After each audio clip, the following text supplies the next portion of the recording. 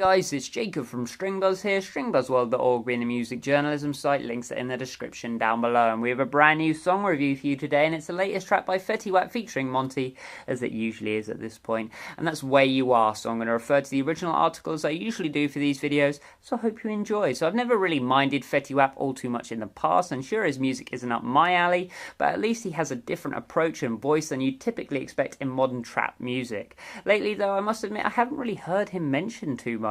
I know he has an upcoming album coming out fairly soon, but I haven't seen too much in the way of like hype or anticipation for said album. Here's to hoping that he's just not a flash in the pan. Well, if this track is anything to go by, I can't say I'm too excited for his upcoming album. Now, it's not awful or even a bad song really, but it's just a bit forgettable and strange, to be perfectly honest with you. It sounds like it should be an Ariana Grande track, not a Fetty Wap track. It's like bubblegum trap, if that's ever a thing, has ever been a thing before, and it's the strangest combination I've heard in a little while now. Now, Fetty Wap doesn't put in a particularly great performance on here either, which is kind of disappointing really, and I just don't really see what there is to be excited about with this track. Production-wise, it's a little bit of a mixed bag really. The vocals sound like your typical Fetty Wap mix, the synths are repetitive, but at least they carry a fairly individualized tone and or timbre.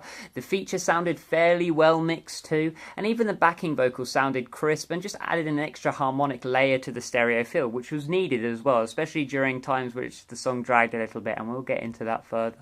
But the punchy sub-bass seems remarkably weak in comparison to his prior efforts in his prior album. It's more of a low-ground synth rather than a true trap-style bass, and even though I may have not liked it, I can see what he's trying to do and trying to sort of vary his natural approach, which is kind of a good thing in a sense, but yeah, it sounded strange here again. Comes to the musicality of this track, I thought we were given a couple of decent lines here and there, but on the whole the track really kind of blows for me. It's repetitive, it's at least a minute too long. Monty yet again is completely redundant to the track. The melodies are all syllabically different but follow identical patterns, and the song just lacks drive to it. It's a bit ploddy and predictable, lacking that booming hook or significant moment, and it doesn't help that Fetty Wap seems to dramatise every single one of his notes in the exact same way with the exact same amount of vibrato, and you'll get what I mean. I'm sure you know what I mean here. It leads to the track sounding like it's on loop, as well as being way too similar to his prior work. It sounds like a rehashing of his last single, if I'm totally honest with you. Lyrically, the song is a bit cheesy for me, and again, it really doesn't suit his style, this sort of bubblegum trappy themes as well.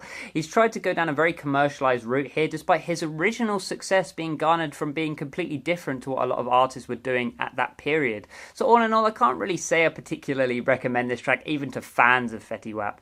It's a bit cringe-inducing and it doesn't really hold up to its modern-day competition. He's about 2 years off the boil with this song. So I gave it a G rating of 4 out of 10, which is just below average. If you like this video, then please leave a like, subscribe to see more, and I'll see you around next time. Bye-bye.